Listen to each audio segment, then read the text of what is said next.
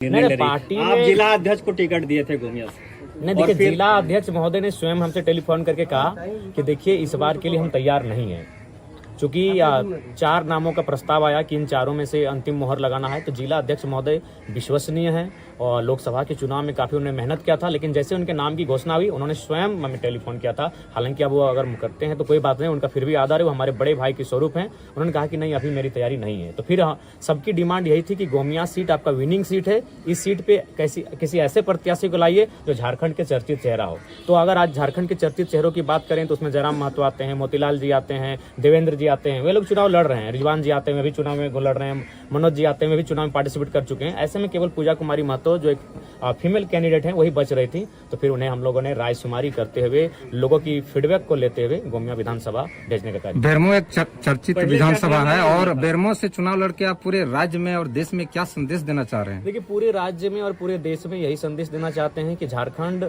बनने का उद्देश्य आज भी अधूरा है। हमने जिन विचारधाराओं के विपरीत जाकर झारखंड राज्य लिया है, आज वही लोग झारखंड की सत्ता में काबिज हैं, आज वही लोग झारखंड को चला रहे हैं, अपने रिमोट कंट्रोल में नचा रहे हैं। तो इससे झारखंडी का भला आने वाले 100 सालों में नहीं होगा जब तक उनको हम लोग सत्ता से दूर नहीं करते हैं। पार्टी के कई साथी आपके छोड़ के चले गए। देखिए, इसके लिए मैंने स्पष्ट कहा है, हम लोग नए लोग हैं, हम लोग कभी अपनी गलतियों को स्वीकार करने से पीछे नहीं हटते। चूंकि ये हमारा पहला चुनाव है और सबसे खास बात है, युवाओं, बहुत सारे युवा महत्वाकांक्षा लेकर आए कि भाई चलिए इस बार हम इनकी पार्टी से, जयराम महतो की पार्टी से चुनाव लड़ेंगे।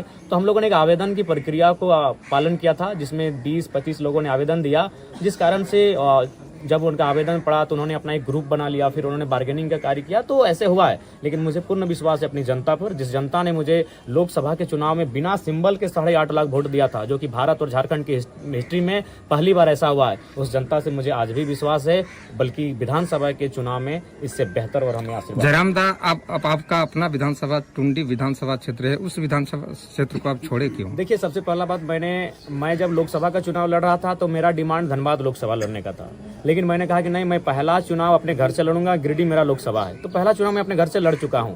अब मैं पार्टी का केंद्र अध्यक्ष हूं, मेरे लिए कोई बैरियर नहीं है, मेरे लिए कोई बाध्यता नहीं है। मुझे मांडू में, जबकि आज अगर बेरमो और गोमिया की तुलना में मांडू मेरा सबसे ज्यादा प्रचार प्रसार रहा है, मांडू में एक माहौल भी बन चुका था मेरा चुनाव लड़ने का। तो चूंकि मैं पार्टी का केंद्र अध्यक्ष हूँ और केंद्र अध्यक्ष के लिए कोई बैरियर नहीं होता है। धन्यवाद। लेकिन पूजा जी आपका बेरमो की है, गोमिया लड़ रही है, जी, मोतीलाल महतो इसीलिए देखिए, आप वे लोग बड़े चेहरे हैं पार्टी के और 2 वर्षों से उनका जो संघर्ष है पार्टी में वो अतुलनीय है।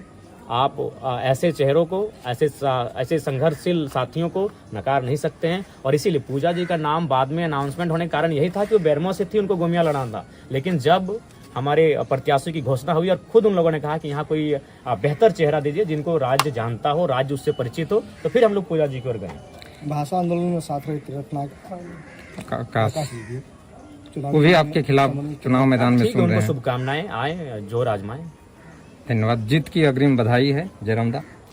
बेरमो में केवल और केवल व्यक्तिवाद, पूंजीवाद और साम्राज्यवाद की बात होती है, और लोकतांत्रिक भारत के लिए न पूंजीवाद सही है, न व्यक्तिवाद सही है और न ही साम्राज्यवाद सही है। इसलिए बेरमो मेरा राजनीति में आना ही एक मकसद है, एक उद्देश्य है, और वो उद्देश्य बेरमो में पूर्ति होता हुआ दिख रहा है। वहाँ मुझे स्थापित करना है सामाजिक न्याय को, वहाँ मुझे स्थापित करना है समाजवाद को। अगर बेरमो फतह होती है तो केवल बेरमो से मुझे लगता है समाजवाद की एक नई कल्पना को आधारशिला के माध्यम से तय किया जाएगा। बेरमो एक कोल्याञ्चल क्षेत्र है, इसमें बेरमो कोल्याञ्चल के विस्थापित और सीसीएल से जो विस्थापित हुए हैं उन लोग पर क्या चुनावी मुद्दे रहेंगे? के लिए मैं आया हूँ।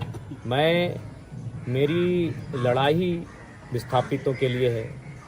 उत्पीड़न का शिकार जो लोग हुए हैं, आज भी अन्याय, दमन और दोहन का जो लोग दंश झेल रहे हैं, मैं उन्हीं की आवाज़ बनकर आया हूँ। नहीं तो एक साधारण सा लड़का, 29 साल का लड़का राजनीति में इतनी बड़ी इमेज नहीं बनाता इतने कम समय में। तो मैं उन्हीं की आवाज़ बन के आया हूँ, जो आवाज़ आज इन कोयला के खदानों में 70 साल 80 साल पहले दफन की जा चुकी है। 50 साल पहले, 40 साल पहले जिस आवाज़ को दफन किया जा चुका है, उस आवाज़ को उजागर करने के लिए मैं आया हूँ। क्योंकि बेरमो में 2 दिग्गज हैं, एक तो जयमंगल सिंह है, उनके पिताजी भी दिग्गज नेता रहे हैं, और रविंद्र पांडे भी रहे।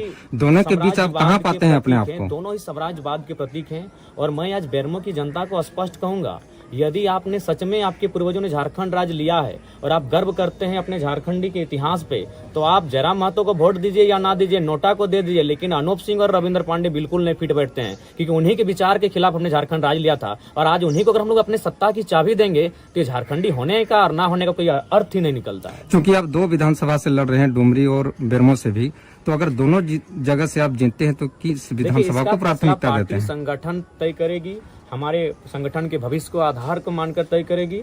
और जहां तक आपने 2 प्रत्याशियों की बात कही, देखिए दोनों आयु में हमसे बड़े हैं, मानवता के नाते मैं उनका आदर करता हूं, सम्मान करता हूं, लेकिन संदेश तो स्पष्ट रहेगा, दोनों व्यक्ति समाजवाद के बिल्कुल विपरीत हैं। और ये मुझे बोलने की और बताने की आवश्यकता नहीं है, उन्होंने अपना हल्फनामा दायर किया है, उन्होंने अपनी अर्धांगिनी, अपने पुत्र की संपत्ति, सारी चीजों को दर्शाया है। आप जाके चेक कर सकते हैं कि एक व्यक्ति के पास कितनी संपत्ति है, कहाँ कहाँ है और कहाँ उनका जमीन है, कहाँ कारोबार है, ये किसी से छुपा नहीं है। इसीलिए बेरमो मेरे आने का उद्देश्य है सामाजिक न्याय को स्थापित करना। पार्टी में लगता है आपका कंट्रोल अभी कम हुआ, या पार्टी जो संगठन